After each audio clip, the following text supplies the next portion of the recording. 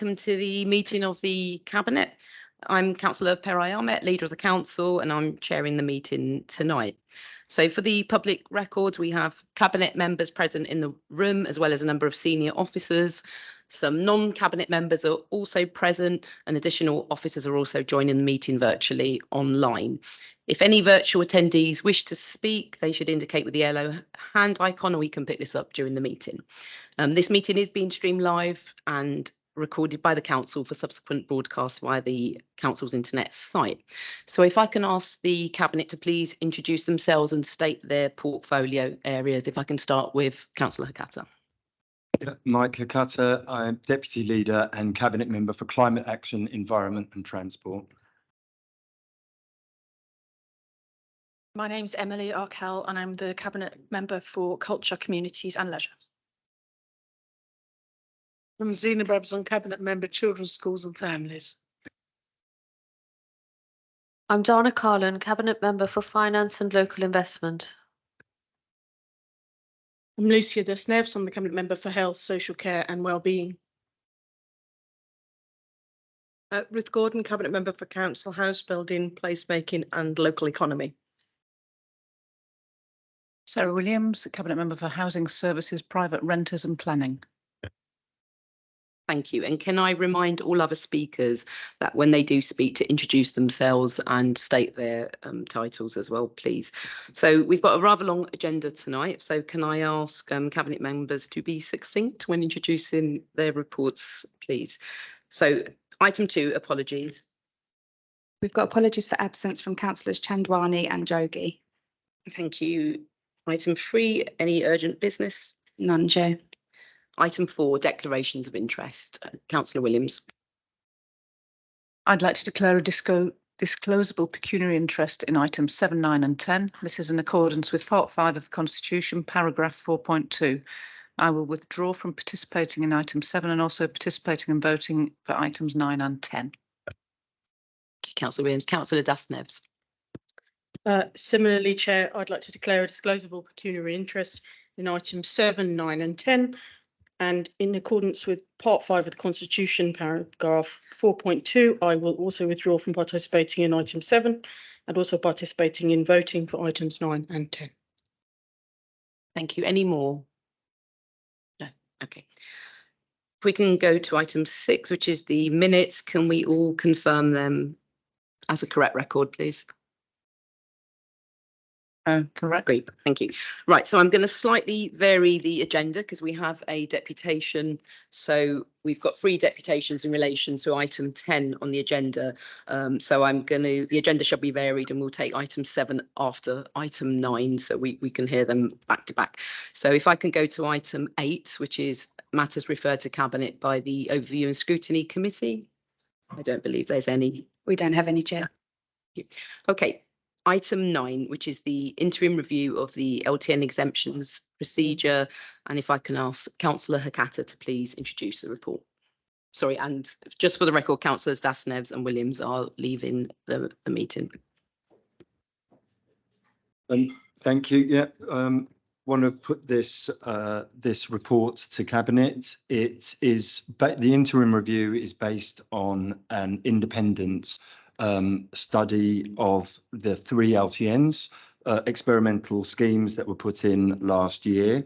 And what they show, it's worth pointing out that though the data that most of the traffic volumes especially have been based on a very small time frame. So we're looking at, for instance, with Bounds Green and St Anne's, around 6 months worth of data, and with the Bruce Grove West Green scheme, only 2 months worth of data since the schemes went in. We have got bus data from TfL, which is more recent and gives a clearer view of the direction of travel, as it were, for the schemes themselves.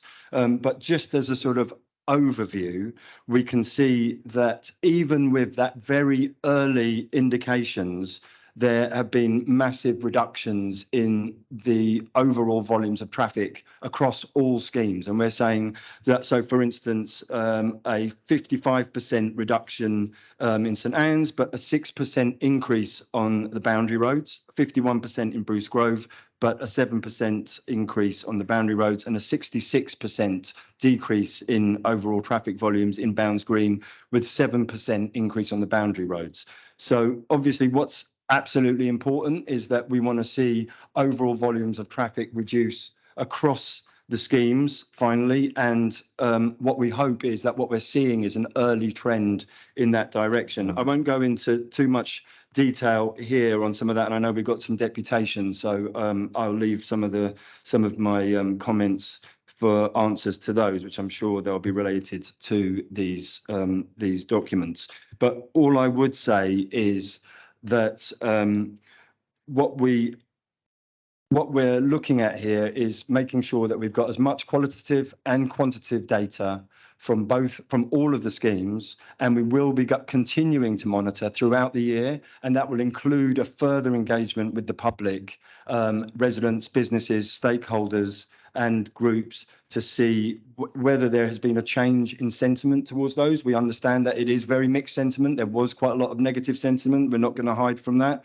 And it's important that we see those schemes hopefully prove themselves to people, and that people will feel a much more, in general, positive view towards them over the next 6 months. For now, I think I'll just leave it there. And yeah. Thanks, Councillor Acker. So we're taking the deputation as the Yeah. next item. So we're Right. going to conclude Yeah. this item first. Does anyone from the Cabinet have any questions, please? No? Okay. I believe Councillor Da Costa, are you with us? Yeah. Okay. Right. Go ahead. Thank you very much. I've got 2 questions on this item.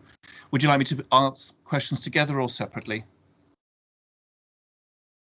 No, ask them together. Okay, cool. That's easier. So why are we waiting until the end of the trial period to update the LTN exemption criteria and application process?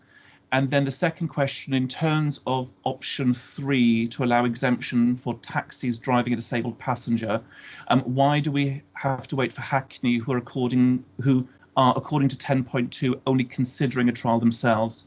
Will this not cause years of delay for no reason? Can we not go ahead ourselves with a trial? Well, I think that is actually for a different, item, which is on the exemptions, which is a different paper. Sorry, apologies. Yeah. Apologies. I'm asking my question too early. Sorry about that.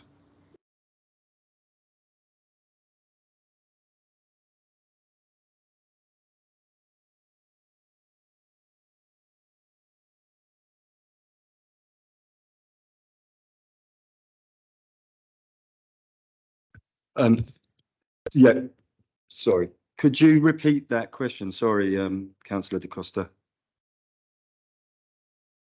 Of course, yes, no problem. So why are we waiting till the end of the trial period to update the LTN exemption criteria and applications process?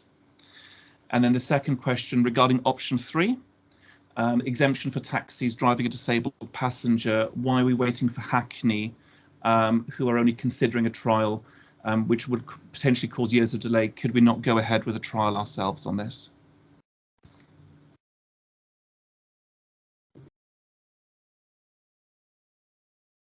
So just to sort of underline the approach that we're taking with the exemptions, we've Haringey has taken a lead in terms of exemptions with low traffic neighbourhood schemes, and at the very start we were committed to making sure that we engaged fully with especially residents with health conditions and disabilities, and to that end we had a disability and carers survey, but we also had workshops with Disability Action Haringey. And we then, as the schemes progressed, starting with a fully formed exemptions procedure, we engaged with Disability Action Haringey, JPB, the Scold Group and Public Voice in what is called the LTN Inclusion Group. And through that group, we discussed and interrogated the impacts of the LTNs on their members, and to see how we could refine and improve that exemption procedure. And it should be noted that the reason for that exemption procedure is there was an understanding, and is an understanding, that there would be some increased disruption, certainly possibly quite severe at the beginning of the schemes, hopefully improving, which we have seen. But at the same time, it was really important that we did not add any additional obstacles to lives of people who already were facing obstacles in terms of mobility around the borough. So with that group, there were a number of elements that we looked at in order to improve the exemptions procedure, and they are outlined in this. The main key one is that we have decided to ensure that all blue badge holders within the borough have access to all 3 LTNs. Any blue badge holder with a digital badge will be automatically exempted. Everyone else will have to obviously nominate a vehicle. And the other major exemption, change to the exemptions, is to allow Haringey any SEND vehicles carrying SEND children would be exempt through the diagonal filters as well. In terms of your question, so with the exemptions for Hackney carriages, etc., we did have a very serious look, and we did discuss this within the inclusion group as well, about how we could potentially exempt taxis. However, it was our view that actually, in reality, the exemption for blue badge holders and making that much wider would have a much greater impact. Now, that doesn't mean that we won't consider the potential for those other ideas, but we do believe that it's something that London councils are working on, Hackney is working on, in conjunction with London councils, and it makes sense for them to complete that trial in the first place. But we've gone much, much further than Hackney or any other borough in terms of exempting blue badges and people with disabilities. And sorry, I've forgotten the first one. No, those were the questions. Oh, all right. Okay. Well, yeah. And all I would say is actually it's just an ongoing process. So actually, although it might have said that we might wait until that time, the analysis and the questioning is an ongoing process, and the LTN Inclusion Group, it continues to operate. We're still working with those groups, looking at where we can refine, and we'll continue to do that and make changes if we need to. Councillor Brabazon. Yeah, I thought we were on item 9. Just wanted to say, as a member of the group, that this has been a really positive exercise in participation with different organisations and different representative groups. They've met several times, and I think that the officers and we as councillors have listened very hard to the comments from Disability Action Haringey, from Public Voice and other groups, and they've come to really reached a good consensus for these exemptions. And I thought it's important to say in public that participatory process has been really, really positive and is a good model for us. And that I'm really pleased that we have managed to reach an agreement where we're proposing to exempt across all the LTNs for blue badge holders, and of course for SEND transport, which will affect both children and young adults with special needs. Thank you, Chair. Thank you. Any more questions? No. Okay, so if we can move to the resolution on this, which is to approve the recommendations as set out at page 17. Are we all in agreement? Agreed. Okay, so item 7, which is the deputations, petitions and questions. So we have 3 deputations for consideration at this meeting in relation to item 10, which we'll be hearing after. The deputation spokesperson will have 3 minutes in total to address the Cabinet. Then Cabinet members can put forward questions to the deputation party, and then the Cabinet member will respond to the issues raised in the deputation. So Deputation 1, which is Victoria Ward, supported by Margaret Brady, Catherine Mongrain and Ros Kidd. If you can please come forward.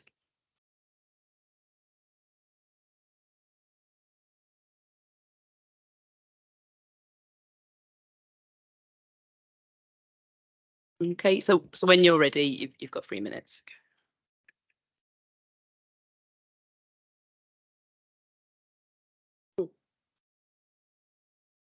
Hi. So, LTNs were not in your manifesto. Nobody voted for them. Before the LTNs, 56% of residents didn't want them. You didn't address that, and you didn't bring people with you. LTNs are based on DFT data that was withdrawn due to a catalogue of errors. There wasn't a problem, but you pressed ahead. Mike, you tell people it's all about the data, but every piece of data you've used has been discredited. Our plea to you is all to read the data, understand the reality, and stand up for us before you just nod this through. In February, I attended an event where Mike and Perai dismissed those raising concerns about LTNs as alt-right and climate change deniers. I am neither of those, and neither are 75% of my neighbours who object to the LTNs. How awful that you hold residents in such contempt. That is not democracy. This interim report simply seeks to support the policy, not to interrogate it. Mike, you said the aims were a fair and comprehensive consultation. Complete fail. To reduce pollution, negligible impact, so fail. To help people live healthier, more active lives.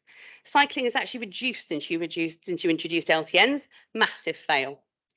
To reduce collisions, there's no data available, and you've increased traffic on roads where collisions are likely, so fail. Lastly, to reduce rat running on local roads. It's clear this was never needed, but it is one element in the report that could look like a win. But your win of reduced cars is unsubstantiated by the data. The baseline is after the introduction of the Enfield Bowes LTN, so traffic on boundary roads had already been increased. The tech you used does not count cars travelling under 10 kilometres an hour.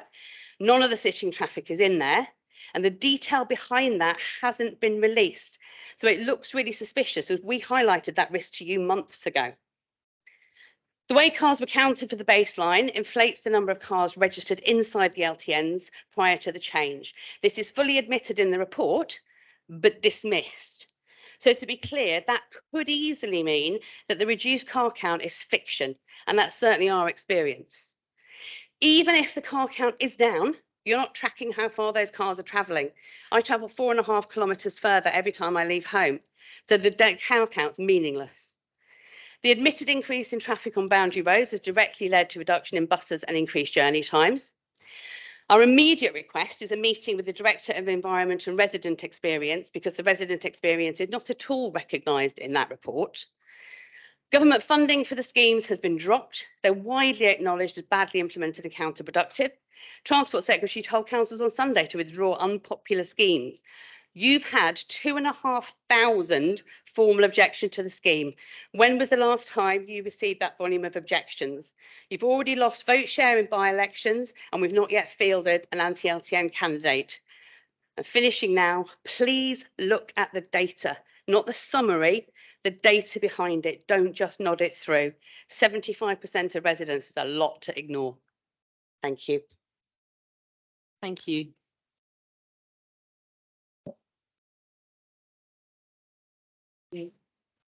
Sorry, you can stay there because there might be questions. Yeah. Yeah, so the cabinet have the opportunity to ask you questions, so please remain there. I just before I do ask the cabinet if they have questions, I just wanted to clarify a couple of things. So first of all, in terms of the decision for the LTNs was made before the election last year, so it went to a cabinet meeting. Wasn't in your and it was 2018 agreed. manifesto either, I've checked. It was agreed at cabinet. But it wasn't in your when we went manifesto. into the election, sorry, this isn't, excuse me, this isn't a to and fro, Victoria. Okay, so this isn't a dialogue here. So it was agreed at the end of 2022 at a cabinet meeting. So we went into the election having agreed the LTNs. Okay, fact. Secondly, in terms of the meeting you refer, I just wanted also to clarify that was a Labour Party meeting, which Ed Miliband, the Shadow Secretary, had attended. And actually the topic of conversations there was not LTNs, but what we had referred to, I can certainly speak for myself, was the fact that there is an element of climate deniers and some of the alt-right are involved in some of these campaigns. So just for clarity, that's what I was referring to. So I'm going to leave that there and I'm going to turn to the cabinet to see if there are any questions for the deputation. Councillor Arkell. Thank you. So residents have been telling us that roads feel less dangerous in the LTNs and that their children are safer crossing roads. And that's what we see with LTNs generally. Road injuries are halved on average. Would you worry that there'd be some risk in redirecting lots of traffic through residential roads? I would say that all of the roads in Haringey are residential. So you are simply moving challengers. Do I think we should have lower speed restrictions in more built up areas? Yes, of course, I think we should. But also you've got to balance that against the amount of women who are feeding back how vulnerable they feel at night in those LTN areas. It's not one dimensional, this. Councillor Gordon. Thank you. Thank you for your deputation. I was going to ask about the fact that air pollution is worse in the more deprived areas of the borough, and those same areas where 60% of residents do not own a car. Would you agree that we have to take strong action to reduce pollution across the borough? So we don't agree that the LTNs reduce pollution. There's nothing that is suggesting that is true. I would say that in certain areas it is increasing the pollution because you can't walk along those boundary roads anymore because they are stationary traffic. I also think that you can't talk in percentage terms about the number of residents in certain areas because the east of the borough is far more densely populated than the west of the borough. So as soon as you start to talk in percentages, you are kind of muddying the water. And I would also say that because you've done almost no engagement with residents, you are telling people what is good for them, not asking them what they want. And my whole point is about democracy. You have to engage with us. You have to talk to us. You have to find out what people want, and they have to be included in that, because we're not going away, and we're not going to go away because we live here and we don't want these things. 3 of my councillors, who I'm sure voted for all of this, don't live where I live. So how would they know? How would they know what we're living through? Okay, any other questions from the cabinet? No. Okay, so I'm going to ask Councillor Hakata to respond. So Mike, you have 3 to 5 minutes to respond. Okay, thank you, Victoria, and deputies.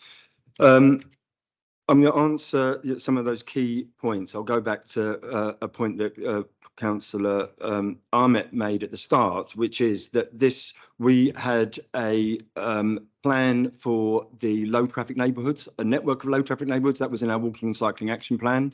When it was passed, it was relatively controversial as well. A lot of people in favour, a lot of people against, which is exactly what we see across the board when you have proposals for traffic management schemes of this type.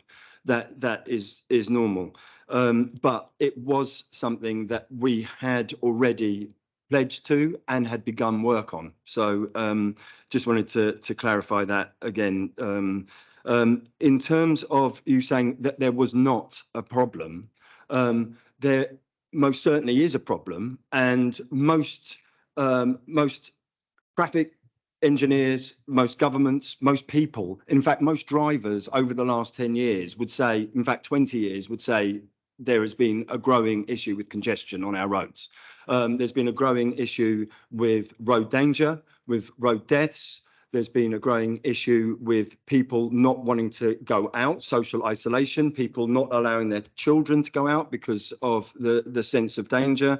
There's been serious issues to do with air pollution, and the impacts of air pollution are only in the last few years becoming more and more prevalent and more understood. And because air pollution is invisible, it means that it's one of those areas where we don't look at it. If you had food that was as dirty as our air, if you had water that was as dirty as our air, you wouldn't drink it, you wouldn't eat it, right? But the reality is this is now the #1 health crisis, environmental health crisis in this country. And that is not me saying that, that is Public Health England saying that. In terms of congestion, INRIX have said that the UK, London, is the most congested city in the world, with drivers sitting in traffic for 151 hours a year on average. That's up from 147 hours a year. We've been growing and growing and growing, with more people sitting in traffic, leading to stress, mental health. It's an impact on mental health as well as health, because of the people sitting in traffic are also breathing the most dangerous air. We have an obesity issue. We have an issue in terms of inactivity, which this borough sees hugely. But the reality is that the idea that people weren't sitting in traffic jams before LTNs is a myth, frankly, and is just out of nowhere. Congestion has been an ongoing issue. I'll just quickly touch on the data, right? So what's important here is to remember, one, that this is very early data. We're also only using the ATC, in terms of traffic volumes, we've only been using the ATC, the tubes across the road. Now, there were November 21 and last November. Those two have been, and January, sorry, those are the two that have been connected, right? Those, just for the record, the ATCs in this borough have been recording every single vehicle going over at every speed, right? So absolutely, that is the case. So, but what we haven't recorded so far is all the Vivacity cameras, the AI cameras. We've got 24-hour AI cameras that are recording traffic at junctions and on corridors around that. Now, that hasn't been used yet. So actually, we're looking at a very, very basic data collection here from a very short period of time. So, as I said, with the Bruce Grove West Green scheme, we only started measuring that data 2 months after the schemes went in. And we all know that there was massively increased congestion when the schemes first went in. And actually, these show that there is a really positive impact. Finally, on that data thing, what I want to say is we have the bus data. Now, you can question our data, but are you also saying that TfL, you know, that there's this conspiracy of lots of people trying to lie and massage the figures? Well, TfL have given us their bus data. Their bus data showed that, first of all, when we all experienced, and remember, we all live in the borough. So when you say that everyone here lives in the borough, we all use buses, we all drive, we all have elderly relatives, we all have children at schools, etc., etc. We all are impacted in the same way as you are. We're not living on an alien planet, and we all experienced that. We all experienced that congestion in the early months, and we've all experienced the improvement in that. And that data is reflected in the TfL bus data. So the TfL bus data for the end of last year showed horrendous delays, and we saw it drop off rapidly from February, March, April, May, just going down and down on a constant trajectory of improvement, apart from 2 or 3 corridors which we are looking at. But the vast majority of roads, we're seeing bus journey times not only go back to pre-LTN times, but in some places actually improve, and especially on those areas where they're going through the LTN areas. So I think I've probably taken up the time, but I think they're the key things. And all I would say in terms of consultation is that we have had an extensive consultation, huge amount of engagement, probably more than any other borough, and we will continue to do that because feedback and responses from people is absolutely essential, and it is covered in a lot of detail in the monitoring report that was written by Sistra. No. Thank you very much. Thank you for coming. So if we can move to Deputation 2, who is Tara Hawkins, supported by Anastasia Elenaki, James Hartfield, Chris Brenner and Highwell Clark.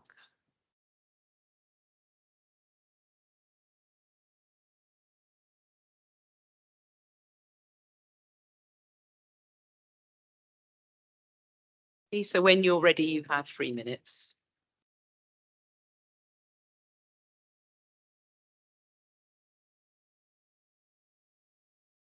Hello? Is it on? Is it on? Okay. You move it a bit close. Okay. Hi, hello everyone. My name's Tara Hawkins. I'm here to speak about how the LTN scheme has negatively and detrimentally affected businesses and customers. According to Haringey Council Business Twitter page, you pledged to support and help the business community. You are not acting on your pledge. We are currently witnessing the destruction of businesses as a direct result of the implementation of LTNs introduced last year. The scheme is an ill thought out arrangement and no businesses were involved in its consultation. Businesses take years, decades to build up. Owners invest colossal amounts of time, energy and money in developing and expanding their businesses. In order to achieve the growth, business seeks to attract markets located further afield. This is the business model. They can't rely on just local business. The introduction of LTN smashed this business model, resulting in revenue drops. Customers and suppliers had to navigate circuitous, complex routes to get to the shops, adding to their journey times, not to mention the increase in traffic, parking restrictions and fine worries. Customers stopped coming. Survey results conducted by a dental practice in the Bounds Green LTN between April and May this year produced the following data. More than 50% of their clients visit by car. Nearly 40% travel from more than 4 miles away. 60% travel from outside the borough and 86% said LTNs would not make them change their mode of transport. The following impact statements are from business owners in the borough. A driving instructor, I'm no longer able to accept many new pupils due to traffic. Instead of actually learning to drive, we are stuck in traffic. A cafe owner in Middleton Road, my business is 50% down even after having expanded my cafe into the rear garden. I have been unable to pay bills and I had to get a charity involved to deal with the legal side of this. This is what you, the council, have done to that business owner. Tottenham business owner, LTNs have killed my business. I'm 40% down. All the hard work for the past 15 years we have spent building customers vanished because of this LTN nuisance. Now the reasons for implementing the introduction of the LTN stand up to scrutiny. Even worse, this scheme was implemented soon after COVID restrictions ended, which was then followed by the cost of living crisis. Businesses have not been given any chance to recover. The experimental scheme, supported financially without their agreement by businesses and customers, has seriously impacted people's livelihoods for the worst. There is nothing to support the continued presence of LTNs in the borough, apart from the millions the council is collecting in fines. We want all of the LTNs removed as they are causing huge economic damage. Thank you very much. Thank you.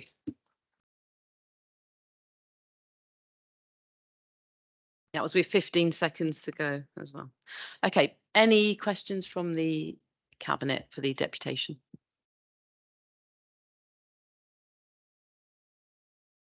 Councillor Brabazon. I mean, you've talked in general about businesses. Have you got any very specific examples of where you think business has been particularly affected?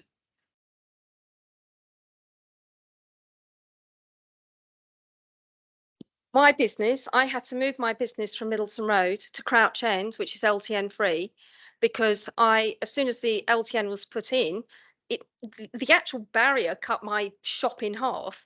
I lost customers. I lost customers from Highgate who said, it's too complicated to come to you. So, I had to get myself out.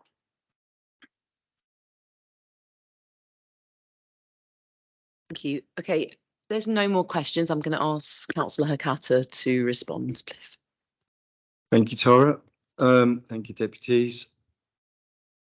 So so there are sort of two layers, two answers to this. One is obviously the data that we've been collecting, and the other is the experience, because of these are obviously very new, the experience of businesses across London, across the country, in fact, across the world, where traffic management schemes, semi-pedestrianisation and pedestrianisation schemes have been brought in.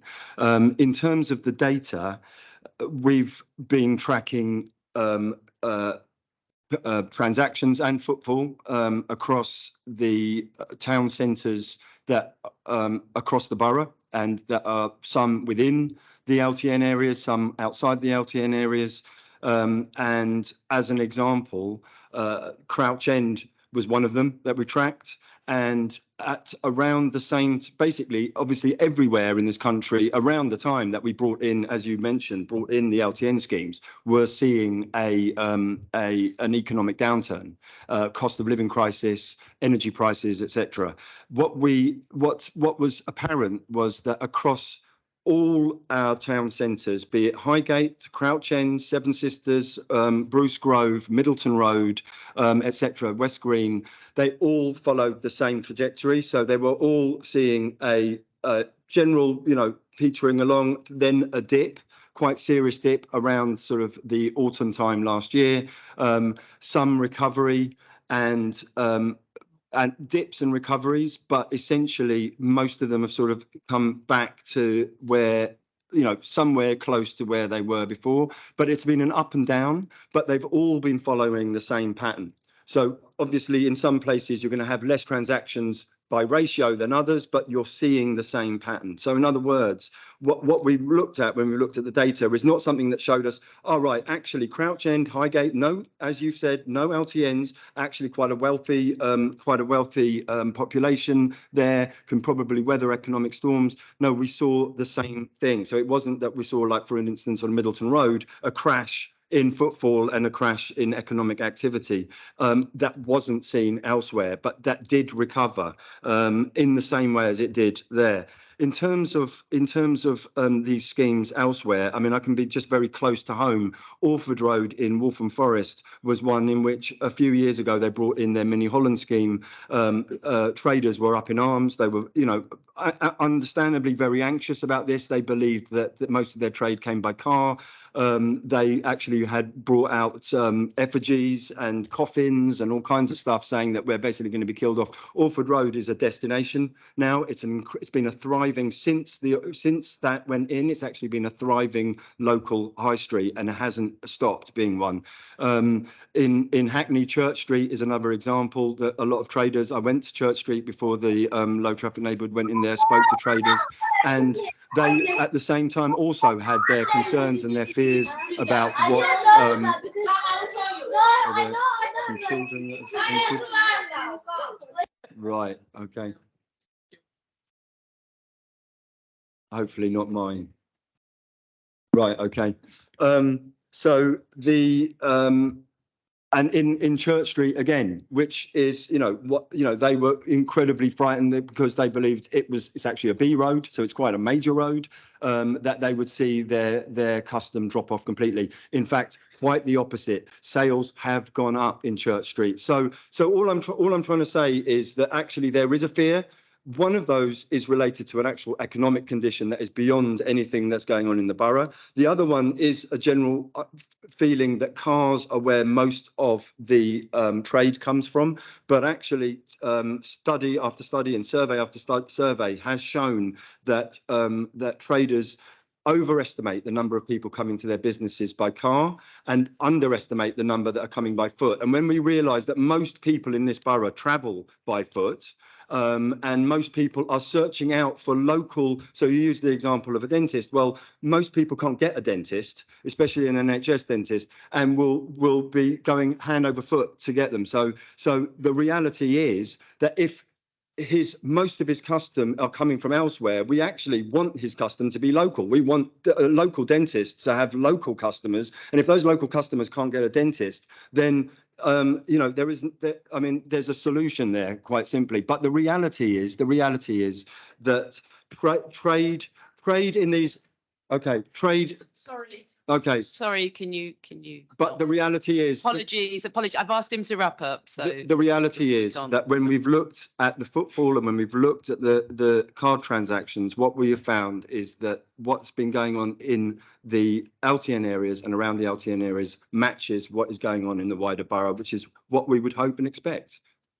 Thank you, Mike. Okay, sorry, excuse me. This isn't a dialogue. You've given your deputation, he's responded, so I'm going to ask you to go back to the seating area and we have another deputation to listen to. Thank you very much for coming and thank you for keeping within time as well. This is a cabinet meeting and the rules are there and have always been there, so we haven't made them up tonight. Okay, so deputation 3 is Kathy Stasny, Vida Black, Andrea Battistini and Gloria Restrepo. Sorry if I pronounce anyone's name incorrectly. So when you're ready, you've got 3 minutes and we've got time. So we're all carers of people with disability. I'm a mother, my name, well, you know my name, Kathy Stasny. I'm the mother of a disabled young man. I'm a member of SCALD, Severe Complex Adult Learning Disabled Group, of the Joint Partnership Board, and of the Carers Forum. As a member of the JPB, I would like to stress that the dedicated group to discuss exemptions procedures was not made clear to the JPB members, nor collectively agreed, or formally confirmed. I understand from your report, which you've confirmed today, that all Haringey Blue Badge holders will have an automatic and complete exemption. That's a good start. But disabled people don't all have blue badges, and even those that do are at the center of a whole network of other people supporting them. The majority of old and disabled people rely on informal care, but unpaid carers and family members won't get exemption from the scheme. So I wouldn't be able to bring food to my own son if he was living in an LTN. Those relying on cars but without blue badges, which are the majority of learning disabled, have to fill out a form of intrusive questions about why they need access and questions of a personal nature about their medical condition, which is not acceptable. Exemptions should be automatic to everyone working with the vulnerable groups. Those disabled without cars rely on taxis or Ubers. They can't get to their homes. I've had reports of learning disabled people being abandoned in places they don't know, leaving them anxious and lost. Even TfL admits that TLNs cause more traffic jams and slow bus journey times. So you can add the problem of all the paid and unpaid carers, support workers, health professionals, and families. We are all stuck in traffic congestion caused by LTNs across the borough. Doesn't this wider impact concern the councillors sitting here today? We are breathing much more polluted air than before this LTN experiment was brought on upon us. It's clear that LTNs are turning the crisis in care into a catastrophe, causing more isolation, deprivation, and misery for the disabled, the elderly, those with mental health issues or hidden disabilities. I'm sure it's not intended, but LTNs are likely to worsen the discrimination that these groups already suffer. The tide is turning against LTNs across the capital. Southwark has scrapped plans for an LTN after a disability campaign. Harrow, Tower Hamlets, Ealing, Croydon, they've all scrapped them too. Central government has stopped funding all projects which involve the creations of car-free zones. That means the council now has to spend money it doesn't have to install something the residents do not want. I ask councillors to end this failed scheme and engage with the community to find equitable public transport-led solutions. Thank you very much.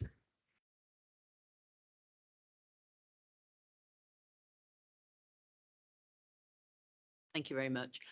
Is there any questions from the Cabinet for the deputation? Councillor Carlin.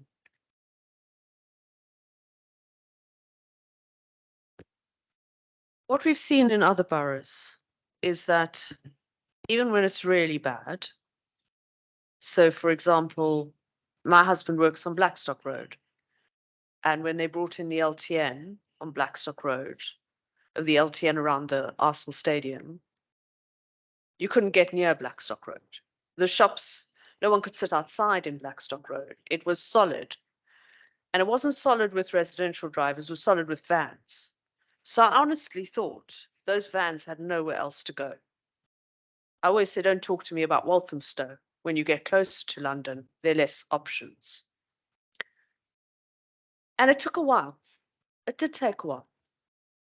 It wasn't like within a couple of months. But it took about 6 to 8 months, about 8 months. And all of a sudden I went down there one day. Councillor Collin, can you and- ask the question? So yeah, I'm just sorry. Okay. And the traffic had evaporated, what they call evaporated. So my question is, I appreciate what you're saying, and what you're talking about is congestion. But as Mike has said, we don't have the data yet. If the congestion reduces on the boundary roads, which we're expecting considerably on the boundary roads, do you not think that then LTNs are then going to be really worthwhile? Because they're going to both have a benefit, and the detriment that we're seeing is going to go, if it goes. Thank you, Councillor Dana. By the experience of many other boroughs who scrapped them, I think your experience is unique. My experience is that it's a lot worse for not only the disabled, for the whole population, all the residents in Haringey. So I will have to disagree. And it's already been going on for 18 months and things are not improving. Near my home, the traffic has been unbelievable ever since the LTNs have come out because of Bounds Green LTN. So I don't think that would help the disabled community at all. And it's not helping. As you heard from my deputation, it's very serious. And us, the members, are not part of your little group. So there's been, I mean, the whole thing about the form.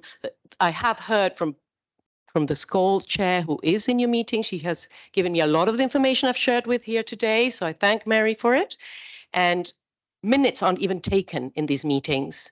It is done in such a very, I don't even know how to describe. It's so unprofessional, how these meetings with us, the groups, are being taken care of. So maybe we've got a chair of the Carers Forum here joining us today, and she will also be able to share with you how much carers are suffering throughout the borough. Okay, thank you. Is there any more questions for the deputation? Okay, and can you keep within time, please? Okay, thank you. Sorry. Kathy, and deputies, thank you for that deputation. I think, we've got to keep in mind why we're doing this, and we've got to understand that no action is not an option on this, and that the most vulnerable residents in this borough, those with disabilities, those with serious health conditions, children, the elderly, are the ones most negatively impacted by some of the worst impacts of motor traffic, air pollution being one of the most important in that. And we've got to decide in 10 years' time, if we do nothing, nobody in this room and nobody outside this room will thank us, right? Let's get that absolutely straight. So it's absolutely imperative that we do something. Now, you pour scorn on the LTN inclusion group, that's your prerogative. But the point about the LTN inclusion group is, I think it's probably unique in that almost certainly London, if not the country, that a group like this exists within the council to look, interrogate, investigate, and to propose and make changes to any scheme such as this. Now, you know, if there was an issue about the way that the JPB, and you've got to remember, we're talking about the JPB, Public Voice, Disability Action, Haringey and Scold are all members. So if there was an issue with the way that they are relating with their members, then you can bring that up with them. But I would believe that all members would believe it's a very good thing that they are at the table, and that changes, material changes, are being made to these schemes because of this group. And Councillor Bramazan, you know, talked about it at the beginning of this meeting. It's absolutely imperative. I mean, we could just get on and not have a group. We could just get on and go, right, we are going to make those decisions ourselves. But from us, from the very beginning, as I've said, it's been really important to make sure that those vulnerable groups are included in decision making.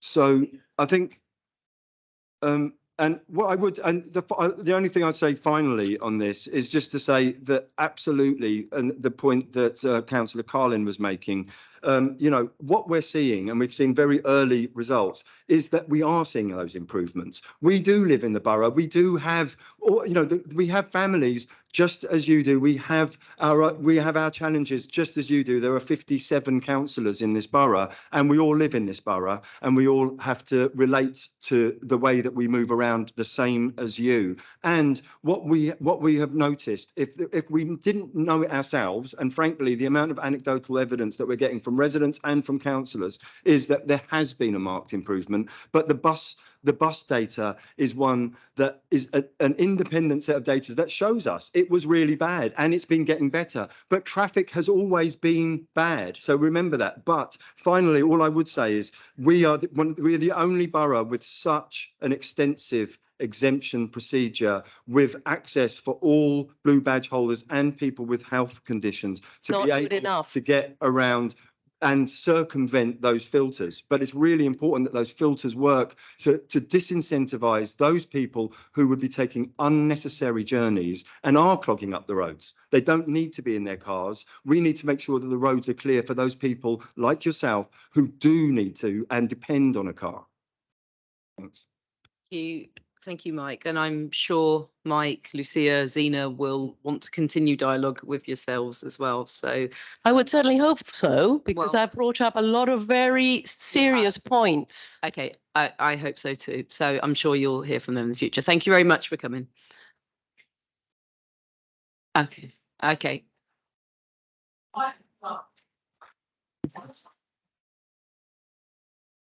Thank you very much. And I hope you find better public-led transport solutions, because thank you. your LTNs is a Kathy, complete thank you very much. Thank you. ramble. Thank you.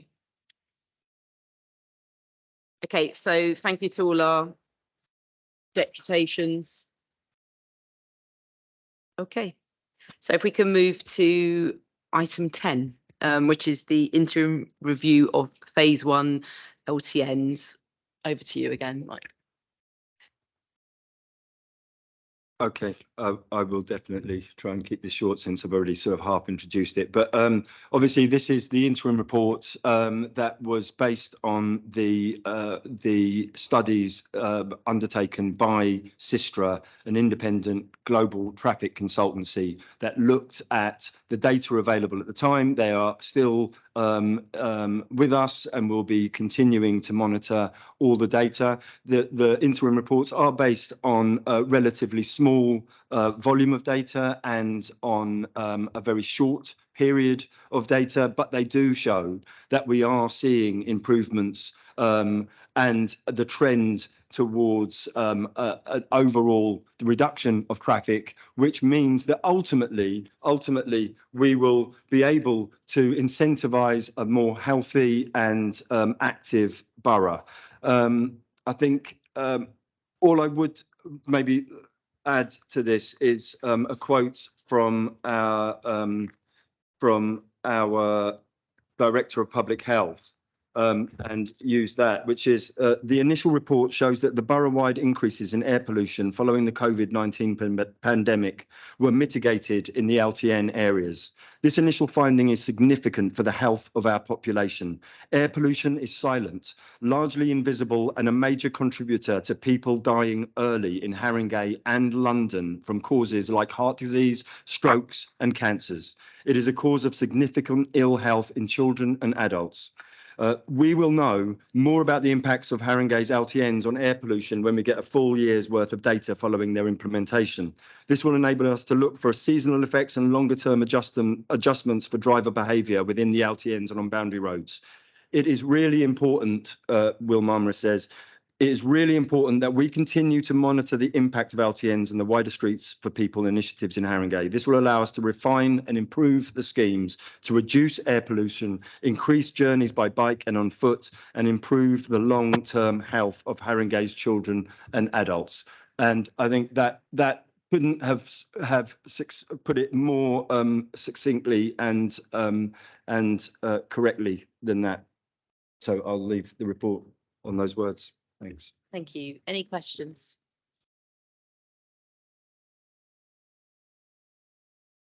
Okay. Councillor Hymas, I believe you've got a question. Do you want to come here and if you put the mic on and just introduce yourself so for the viewers? Hi, Mike. I'm Councillor Tammy Hymas, for St Anne's. My question to you is that on the one hand, we've had the government cutting £200 million from the active travel budget in March. We've now heard that they're freezing funding for low traffic neighbourhoods. My attitude tends to be when a Tory minister is saying something that we should do the opposite. But I guess my question is, given you have said that the schemes are successful, or at least they have reduced overall traffic in this interim review, are you looking to expand the schemes at the end of the period, should we find that the kind of initial measures have been successful, particularly to the wealthier parts in the west of the borough? Yeah, thank you, Councillor Hymas. And yeah, absolutely. I mean, basically, we've got a government that is clutching at straws, looking at any culture war it can stoke because it's got nothing of substance in which it can fly a flag for. And you know, this is just one example of many disastrous campaigns that they are running. And frankly, it is against public health. And we just heard the quote from Will Marmara, our Director of Public Health. His words are echoed across the country and across health leaders. So it's an absolute disaster what they're doing. But the reality is that I think, you know, there isn't a do nothing option. So, and, you know, with climate change, there is an urgent need for action in terms of, so what we need to do now, and this is the phase we're in, is to look and carefully monitor how hopefully this trend continues, and we want to see it continue. If for any reason we find that actually we're not seeing those results or they start reversing, then that's a different matter. But if we see us continue on this trajectory, which will mean that we're going to see congestion, not only are we going to see traffic volumes within LTN areas massively decrease, which we've already seen, but also see that on boundary roads. And we're already seeing that on boundary roads, by the way. If we see that more and more, I can't see why anyone would not want to live in a borough where they can drive around, where if they need to drive, they'll be able to drive around easily, and where the air is going to be cleaner, the roads are going to be safer, right? So to answer your question, the second question, yes, absolutely. If it shows that we are producing the aims that we set out to produce, then we will. Sorry, that was my phone. Sorry. If they are delivering on those aims and they continue to deliver on those aims and it gets better, then absolutely we'll be doing the borough a disservice by not expanding these schemes. Thank you, Rich. Can we, Kathy, excuse me, and others, can we stop heckling, please? We don't do that in this meeting. We don't heckle. Okay, so please, can we stop? So thank you, Councillor Hymas. Did that answer the question? Okay. Councillor Da Costa, who I believe is on screen.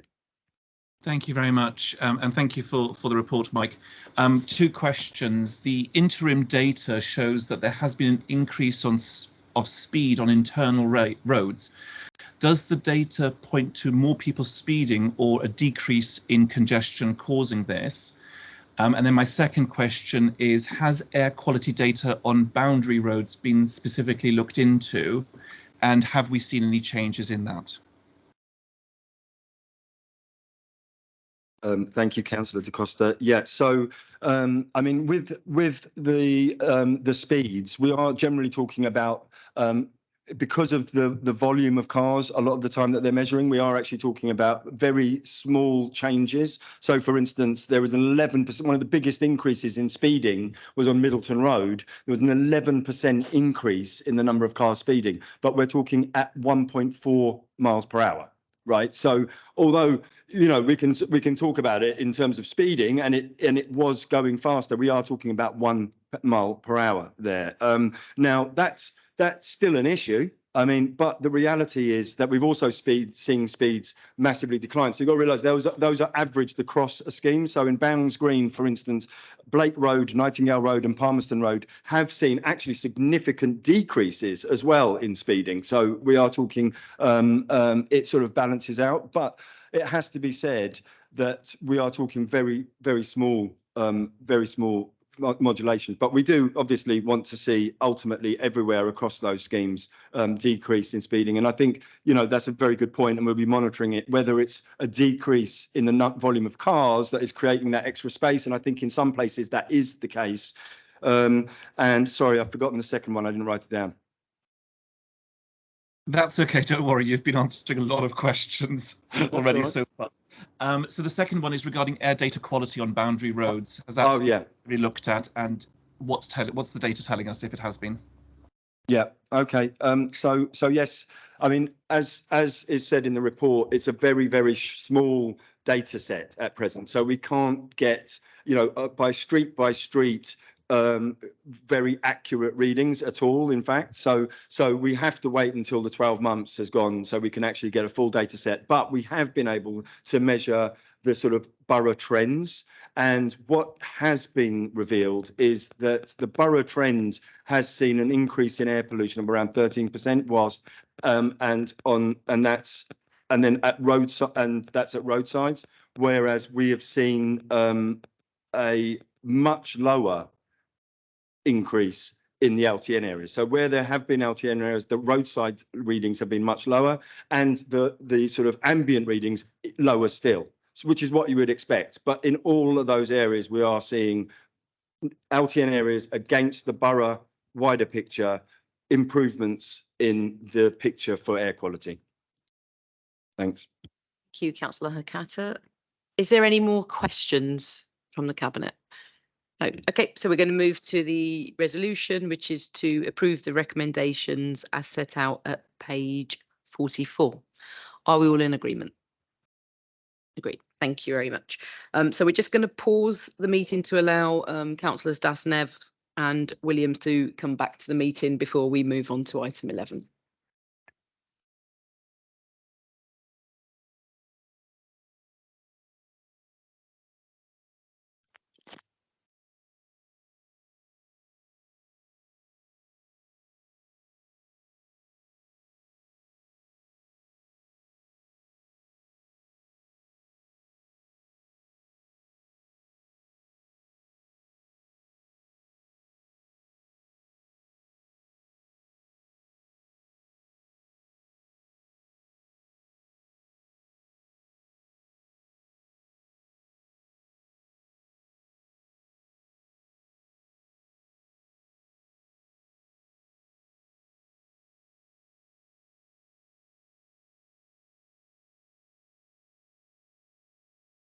So if we can go to item 11, which is School Streets 2023-24, school streets within free LTNs. And it's over to you again, Councillor Hakata.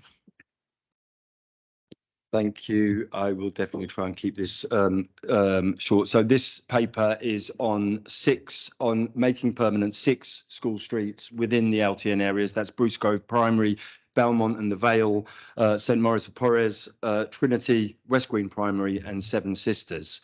And the purpose of the school streets is, quite frankly, to improve safety, reduce air pollution, promote active travel, and improve social connections. And we have seen our school streets win on all of those metrics. There's been a 63% reduction in motor vehicles around outside school gates of those school streets. We've seen air quality improvements, as you would expect. We've seen increased walking, cycling and scooting, and we've seen reduction of the amount of cars going there. And obviously, everyone's very aware of the news, the horrific and tragic news of a car that went into a school, crashed into a school just the other day.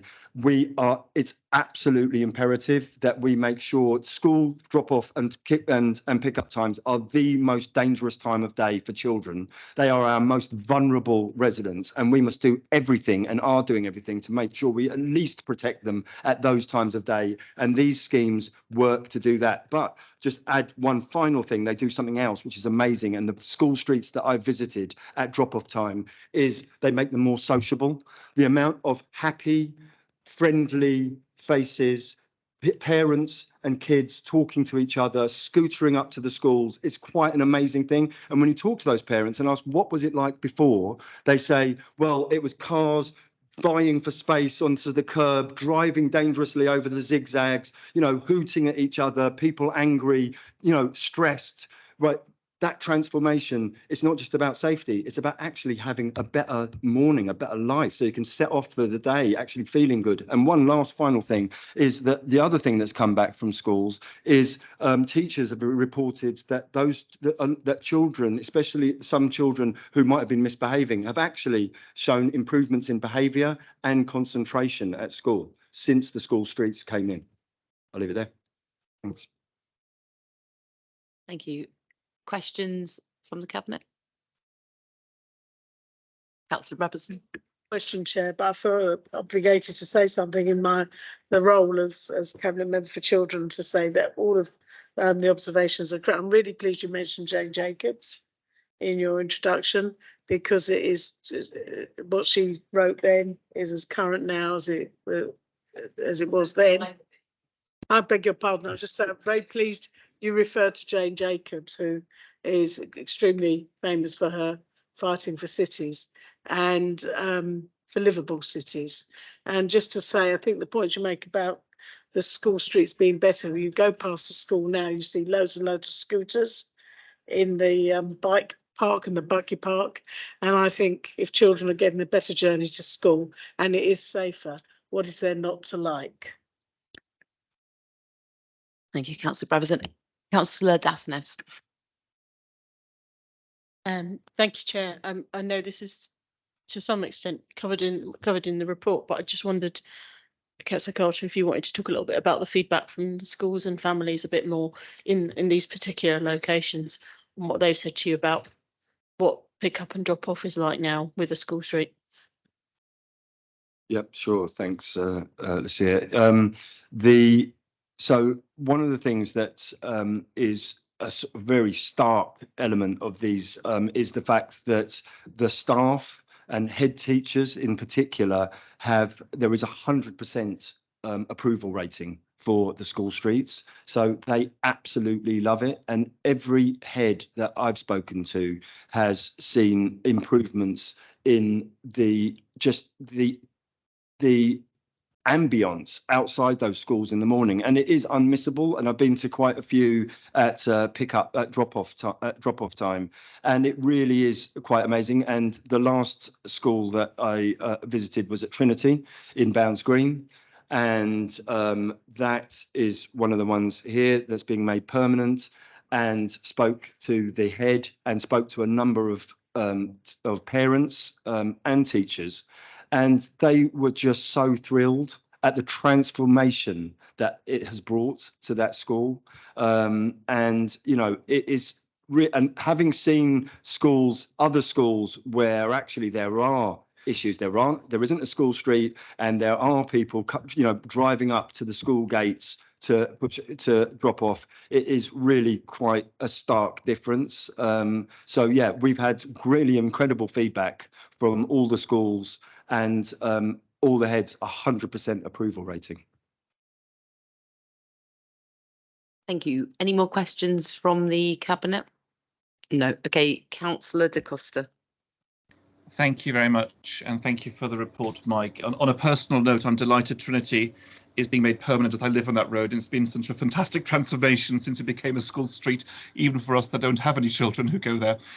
One question I've got is regarding the air quality monitoring data, which it states has been adjusted for bias, which seems to have particularly affected results for Seven Sisters Primary, making results look more favourable. Do you know what exactly has been done to adjust the data?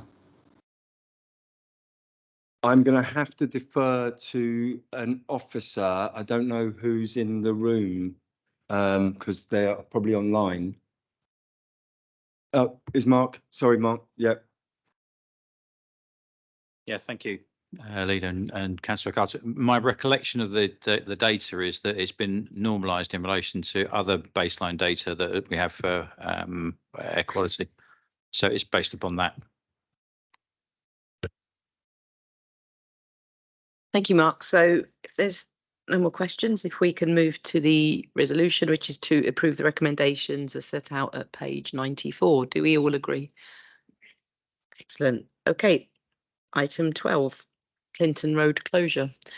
Councillor Hakata. Hey, this is going to be a big speech about this one. I'm going to stand up. No, yeah, I mean, Clinton Road is just this. I mean, this actually did begin with me as ward councillor. This is pre-LTNs. So it actually just shows that when you don't stamp LTN on it, how popular filters can be on people's roads, because you know, the businesses and the residents were begging me to push this through, and in fact it was COVID that stopped this happening. But it's a filter that essentially stops through traffic from entering Clinton Road and Station Crescent from West Green Road, and yet businesses and residents absolutely, in fact, fuming when COVID hit, and it meant that they had to delay this. And then, because of COVID and the street space schemes that came from the DFT via TfL via the DFT, those were put on pause, because actually it then meant that it actually came within the scope of the St Anne's LTN. So they were going, what, we've got to wait for this whole LTN thing before we can get our filter. But anyway, you know, the rest is history. It went in, and the residents and businesses were really chuffed that it's there. And although it went in as part of the LTN design, actually it is a separate thing, which is why there's a paper for it here. But there's really, you know, nothing more to add. Questions? Okay. I don't think Councillor De Costa's got a question on this. Okay. All right. So we can move straight to the resolution, which is to approve the recommendations as set out at page 113. Do we all agree? Item 13, 2022-23 finance update and provisional outturn. And it's over to Councillor Carlin this time. Thank you, Leader. Unfortunately, the financial outturn report shows a position that has deteriorated since the previous report came to Cabinet. Prudent measures by officers have meant that the general fund finished the year in budget, but a combination of not seeing expected savings and an overspend primarily in adults and children's meant that the outturn is not great. To be clear for those viewing and in the room, we spent last year 43% of our budget on adult social care. We spent 25% on our budget on children's. These are huge areas of spend for our authority and for all local authorities. And it is simply unacceptable that this government has not been able to get a grip on funding adult social care and is leaving it to local authorities to pick up the tab. Officers expect that this spend will continue, as we haven't seen so far in the first 2 months of this year any reduction, that this overspend is going to continue this year, which added to the fact that we have high inflation, unexpectedly high interest rates, and a possible recession looming, means that finances are extremely tight. On a positive note, we did collect 96.2% of our council tax that was owed against a target of 95.8%, and we collected 95% of business rates against a target of 88%. However, we are going to need to be absolutely focused on our priorities and delivering for our residents. Every single penny is going to count. Thank you. Thank you, Councillor Carlin. Questions from the Cabinet?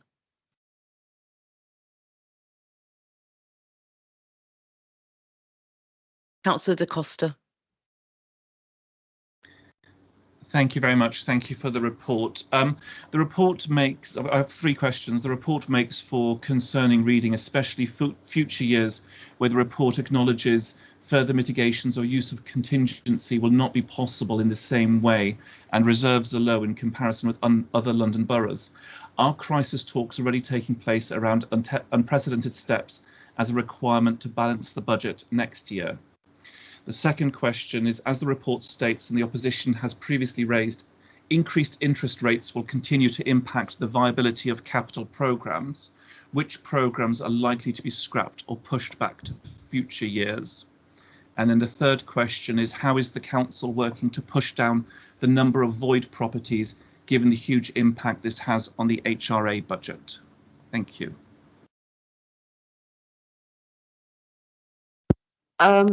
Councillor Costa, thank you for your questions.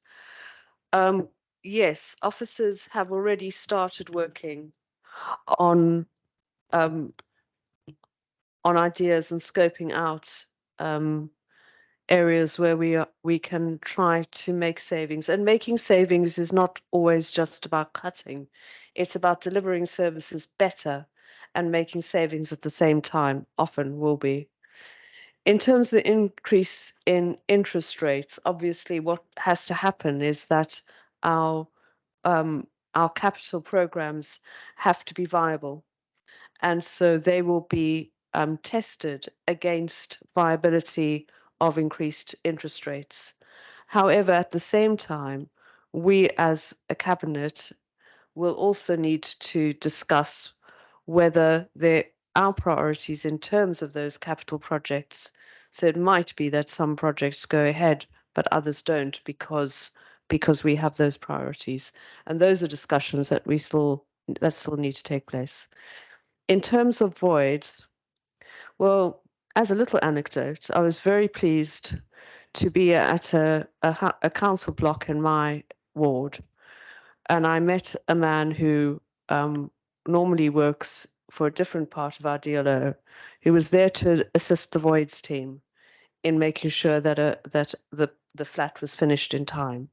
So a huge amount of work is going in, and a huge amount of emphasis is going into clearing the voids, which I agree for all kinds of reasons, including finance and temporary accommodation.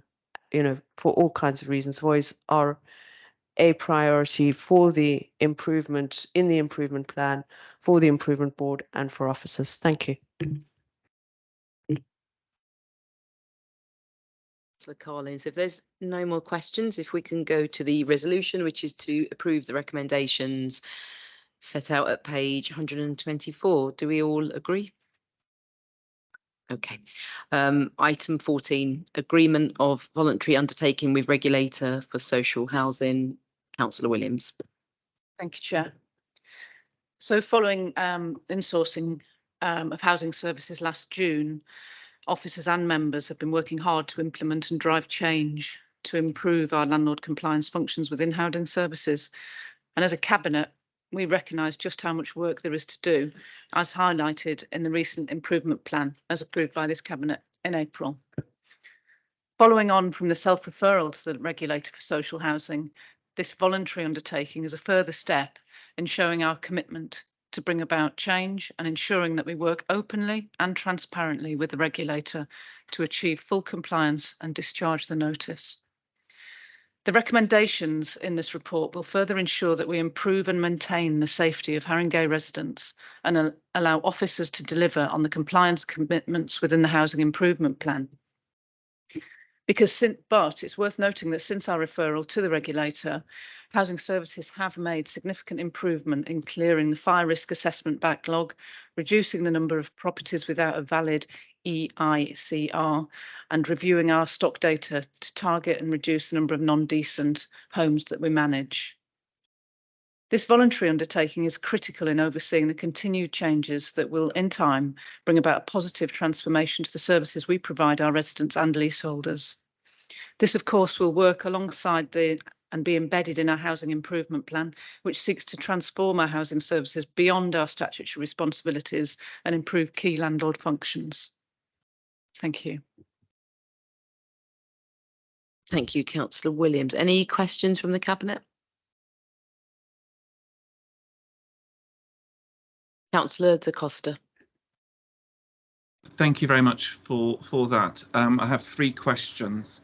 The report states that housing services, and you mentioned housing services have made improvements with clearing the fire risk assessment backlog. And what's the current level of that backlog?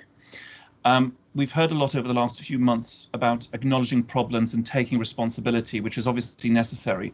But as ward councillors, we all receive huge amounts of casework about the repair service is in a bad state. When can residents expect to see tangible improvements to the service? And the final question, regarding the report from the Housing Ombudsman, which covered the last 6 months, so after the service was taken in-house, which amongst other scathing criticism homed in on a lack of learning to prevent failings reoccurring. What is being done to make sure that lessons are actually being learnt during this process rather than just sticking plasters over the problems in the service? If I start and then Jahed, if you could come in afterwards, I would just on your question 2, Councillor Da Costa, seeing tangible improvements in the repair service. I think in a lot of instances we're already seeing that. I mean, not obviously in every case yet, but what we're driving through, what the officers are driving through, is single points of contact for those areas that have had known and recurring issues over years, is rather than having lots of different operatives dealing with it, having one point of contact for residents, for members, so we can see where we are with those.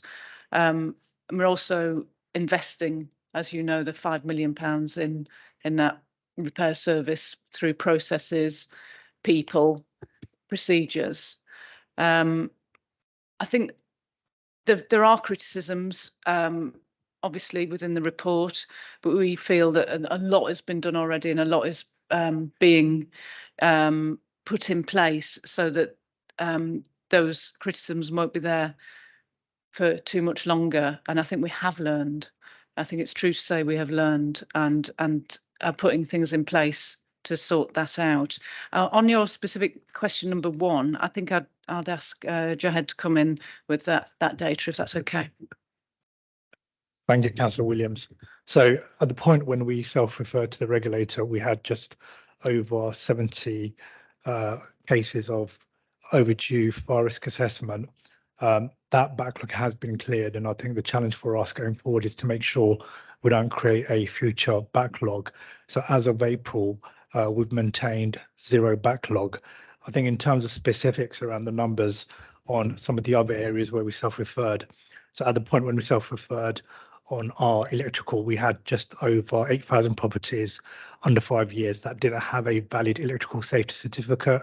That's now reduced down to 3,110. We also had over 4,000 properties over 10 years that didn't have a valid electrical safety certificate. That's now reduced down to 398. I would say those 398 is predominantly due to no access. And equally at the same time, our key priority is around the big 6 areas of compliance. So we're also required to report on gas, Legionella, asbestos and lifts. So those 4 areas we're strong on, and we continue to be strong on.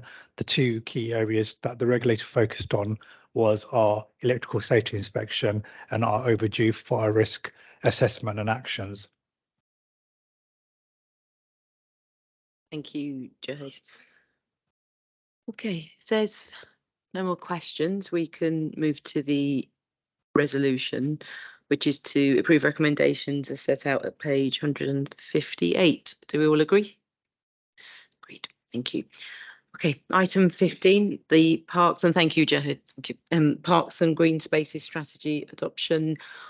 Councillor Arkell, introducing your first report. Thank you. So the development of the Parks and Green Spaces strategy and the supporting documents represent a major step forward in setting out the council and community's priorities that span a 15-year period for our award-winning parks and green spaces, and sets out our aims and aspirations for them in the borough. During the pandemic, we discovered and understood exactly how much our residents needed parks. Thankfully, life has now returned mostly to normal, and there is a renewed interest in our green spaces and what they can offer. The strategy has been developed in consultation with residents. The key lesson from the richness and variety of feedback received was that the more the council can work with partners to understand the specific dynamics of individual parks and their catchment communities, the better local resident needs will be met. The vision encapsulated in the strategy is that Haringey's parks and green spaces become fully inclusive shared spaces. The strategy doesn't shy away from the challenges we are facing and were identified during the consultations, and these issues have been considered and incorporated into key aims of the document, which are inclusion and well-being, climate change, biodiversity and sustainability, and a quality service to our residents. These are all supported by clear and tangible actions to deliver the aims and vision of the strategy. The strategy recognises the importance and value of our partners and the role that friends groups, conservation volunteers and park-based organisations play in either directly or indirectly with the council in helping to improve the management and usage of parks and green spaces.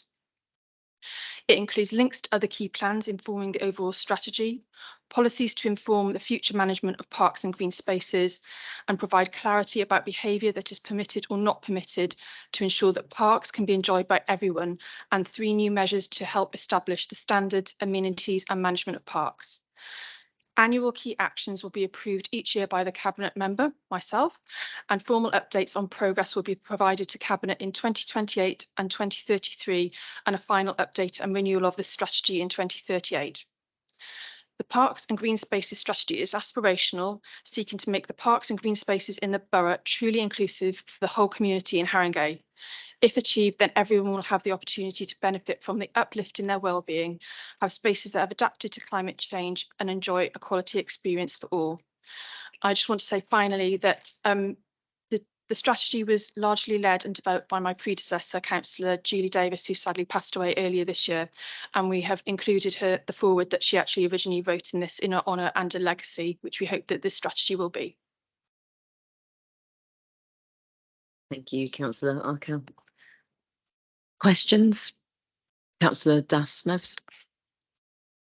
Less of a question, but more of just a comment in support and welcome of this piece of work and how significant and important it is in the context of health and well-being of all our residents, and particularly to celebrate having a quality measure there around inclusion and well-being, and noting that we'll be measuring that and looking at how we're including and how our green spaces can include more people, because we know that that's a really important part of our role agenda across the council in making sure that everybody has access and can benefit from those well-being advantages. So thank you very much. Any more questions from the Cabinet? Councillor Cassidy. I've spoken too much, but I just this is such a great and important document, and just there are 2 elements of it: the biodiversity action plan and the trees and woodland plan that actually fall under my portfolio. And so I just really wanted to to just pay tribute to Annabelle Foskett, who is our conservation manager, who's done an incredible job in terms of preparing that biodiversity action plan, and the work that she's done in conservation in this borough, the SYNC review and various other things that will put us ahead of other boroughs in terms of preparing our local nature recovery plans. So it's another one that Haringey is actually leading on, and our trees and woodland plan, obviously, Alex Fraser and his team have done an amazing job in terms of protecting, maintaining, the borough's 40,000 trees, and are spearheading the planting of the 10,000 trees by 2030 to kickstart our ambition of having 30% canopy cover in all wards. So it's all in this document. It's great, and looking forward to working with Emily. Brilliant. I know you've been thrown in pretty much at the deep end. A lot has been going on, done amazing so far. So it's going to be great working with you. Thanks. Thank you. Councillor Gordon. Thanks.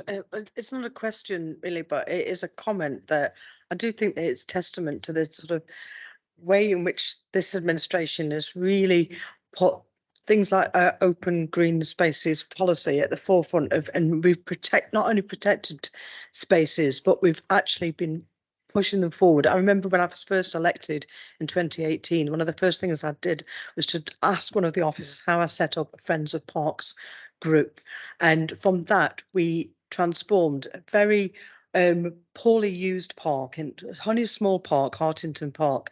It was an area of a lot of antisocial behaviour, and I cycled through it just only yesterday, and it's so well used. We've got the gym, there's really active stuff going on there now. The antisocial behaviour has disappeared, and the meadow that we only planted just a few months ago is looking tremendous.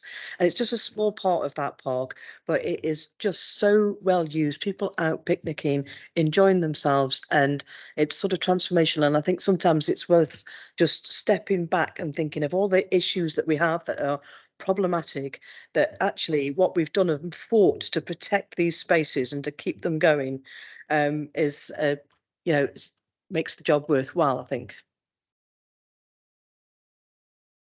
Thank you for those comments. Councillor Da Costa. Thank you very much, and congratulations to Councillor Arkell on her first report to Cabinet.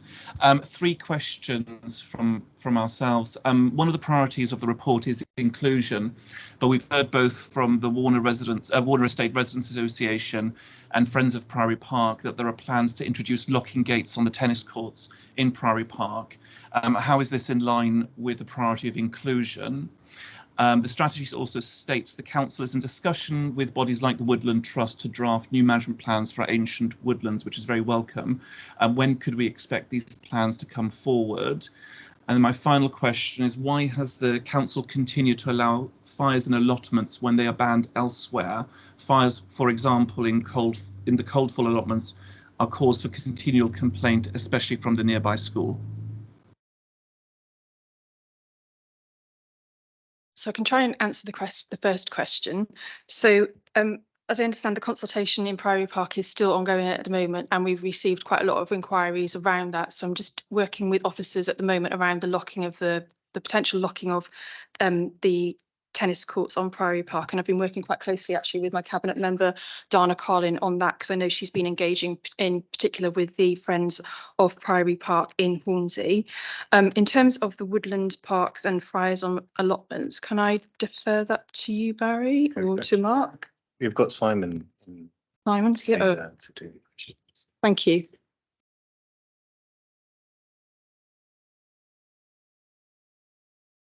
Thanks, Chair. Councillor. So in terms of the woodland plans, I would expect probably this autumn we'll have the first drafts of those. So that's something we've been working with on an ongoing basis, and something we had money from the GLA as part of their rewilding programme to produce. So there'll be excellent documents when they come out, and particularly responding to some of the issues caused by the pandemic in terms of footfall in the woodlands, which is eroding the soil in there and causing again, it's a carbon store and it's something we don't want to get eroded. In terms of allotment fires, I know we do allow them for a very short period of time, but I'm happy to take that away and have another look at that. Thank you, Simon. Okay, so if we can move to the resolution, which is to approve recommendations as set out at page 164. Do we all agree? Okay, item 16, rough sleeping strategy, and Councillor Williams. Thank you, Chair. We all know that people experiencing homelessness have some of the poorest outcomes of all our residents. They're more likely to be unemployed, have unmet physical and mental health needs, and are at risk of preventable early death. As a borough, we are committed to ending street homelessness and ensuring that vulnerable people have access to high quality supported accommodation that helps them rebuild their lives after homelessness. Our aim is that this strategy is to set out a vision to end rough sleeping in Haringey that continues the bold and innovative work that began with the previous strategy document and continues to involve our residents' input, as well as incorporating best practice from across the sector.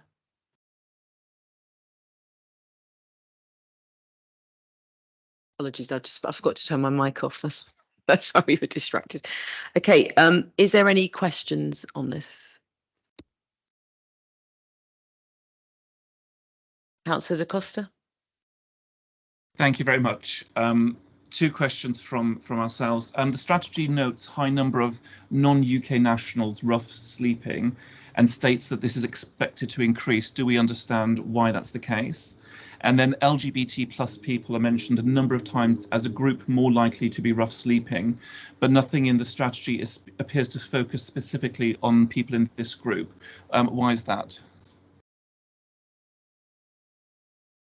Maddie, would you like to take those two questions? They're very specific.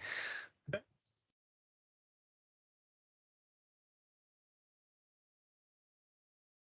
one. Thank you. So in response to the question around people that are rough sleeping with no recourse to public funds, so this is the a majority of the people that rough sleep in the borough we do see with unclear immigration status at the point of rough sleeping. We believe that this has been exacerbated by the cost of living crisis.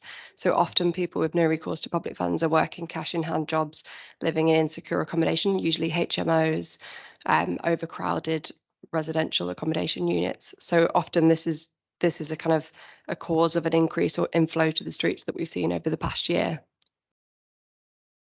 Thank you. And then the second question, sorry, would you mind just repeating that?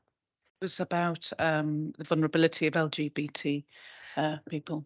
And yeah, absolutely. So we're doing a lot of work at the moment around the hidden homeless, and the LGBT group or cohort come within this, what we refer to often as the hidden homeless cohort, so along with women and minoritized communities. So we're looking at a method for kind of evaluating the number of people that are hidden homeless in the borough. And the strategy refers to this. It doesn't specifically state this group, but that will be contained within the hidden homeless cohort.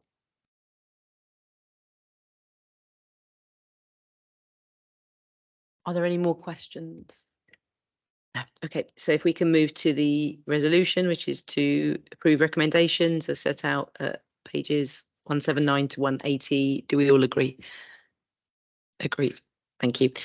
Item 17, Tottenham Hale placemaking co-designed transformation plans for Down Lane Park. Councillor Gordon. Thank you, Chair.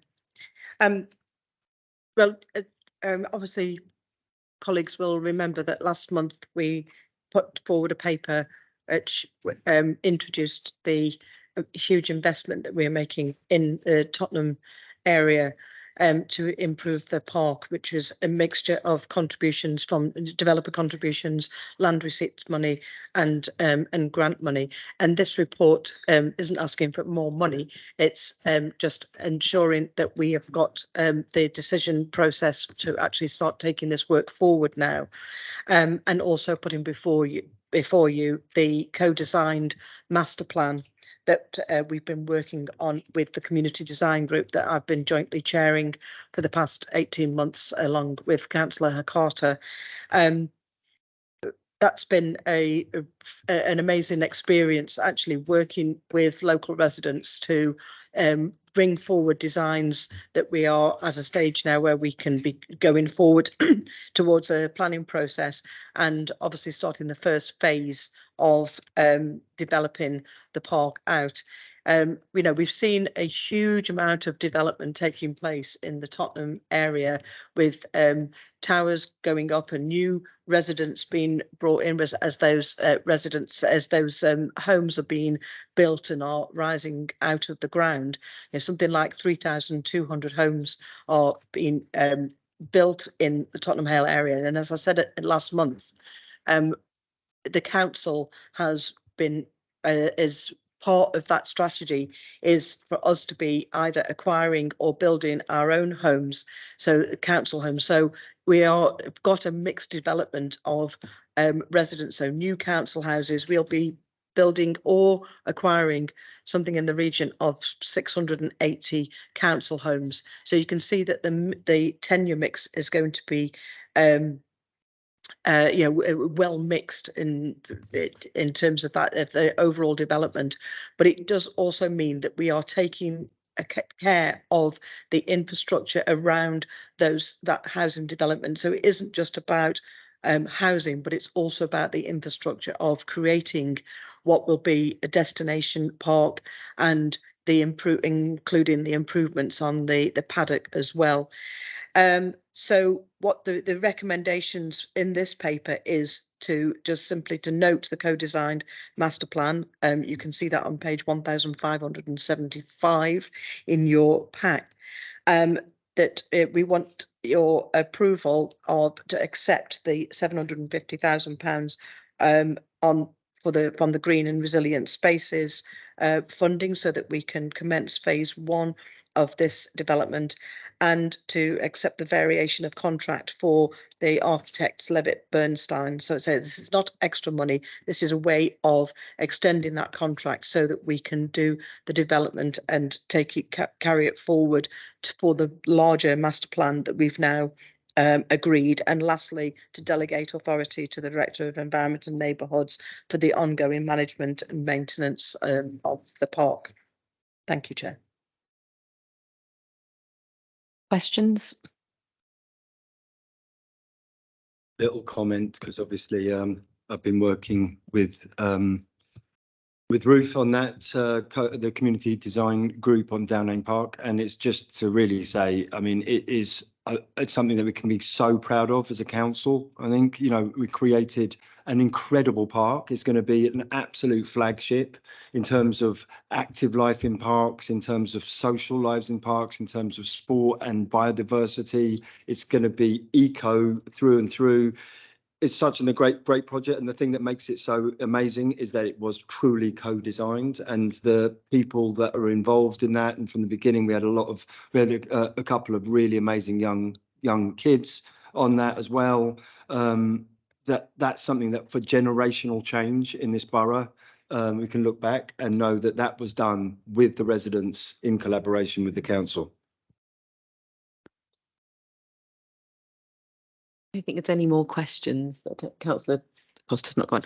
Okay, all sounds very exciting. So if we can move to the resolution. Oh, no, hang on. No, we can't. It's so the decision for this will be taken after exempt information at item 24. So if we can move to item 18, which is the supply, installation and management of cycle storage facilities. It's back to Councillor Hurkett. I promise I'll keep it short. Basically, we are committed. We've got 2,000 people on our waiting list for cycle hangers. We are expanding. We've seen demand across the capital increase. We are making changes to this borough's infrastructure, which means we can expect to see that rise exponentially anyway. So, we're investing even more in ensuring that not only can we meet the current demands, but in future years, we'll be able to meet that growing demand as well. It's really great move by us. Thank you. Questions from the Cabinet? No. Okay, Councillor Da Costa. Thank you very much. The report states that 32 units were delivered in 2022-23. How many are you hoping to install per year under the new contract? Good question. Basically, under the current contract, we would hope that we're in now, we would hope to be getting around 38. So effectively, you can say we'll have the capacity to deliver. It won't be quite double because we have quite a generous subsidy scheme that goes with this to make sure that parking a bike is not more expensive than parking an SUV. But that means that we won't necessarily deliver as many on site, but certainly there will be quite a significant increase on that number. I don't know if we know any, Mark? I can't be any more specific about the number of cycle hangers we will install, because obviously there's officer involvement in relation to the traffic management orders we need. So there's a bit of design, a bit of engagement as well. So that will have an influence, but we'll obviously try to maximise that as much as we can through single traffic management orders as we progress. Thank you, Mark. So the decision for this will be taken after exempt information at item 25. Oh, right. Okay, item 19, which is leisure review, and Councillor Arkell, if you can please introduce the report. Thank you. So I will be extremely brief on this item, and it is to outline that our intention that we would like to undertake a review of Haringey's leisure services and provision across the borough. Questions? Councillor Da Costa. Thank you very much. Will you allow the Leader of the Opposition to read through the exempt paper, given that it doesn't just exempt commercial sensitive information, but in essence the whole report and even what is being considered? Okay, I'm going to ask the monitoring officer to come back on this.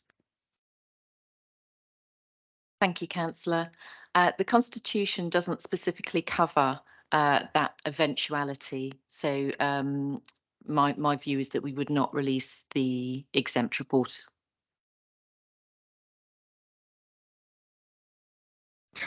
Sorry, apologies. May I ask a follow-up to that then, please? Go on then. So if understand what the Constitution allows or doesn't allow, but the role of the opposition is to scrutinise and hold to account, how can we continue our role? How can we do our role as the opposition to? And should we scrutinise?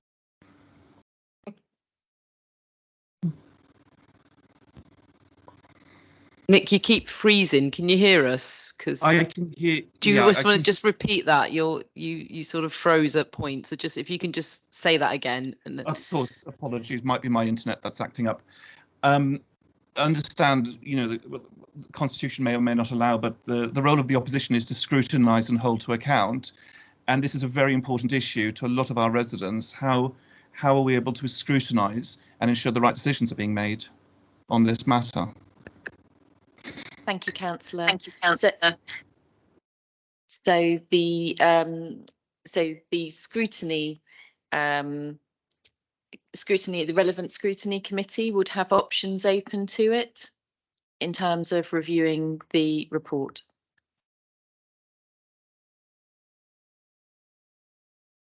Thank you. Okay, so the decision for this will be taken after exempt information at item 26. So if we can move to item 20, which is the minutes of other bodies, can we note those, please? Item 21, significant and delegated actions. So if we can just note the significant and delegated actions. Item 22, there are no new items of urgent business. So if we can move to 23, which is the exclusion of the press and public. So we're now going to consider items 24 to 26, which contain exempt information in relation to items 17 to 19. So if I can move that the press and public be excluded from the remainder of the meeting to consider this information under paragraphs 3 and 5, part 1, schedule 12A of the Local Government Act 1972. Can we all agree, please? Okay, so if we can close the public section of the meeting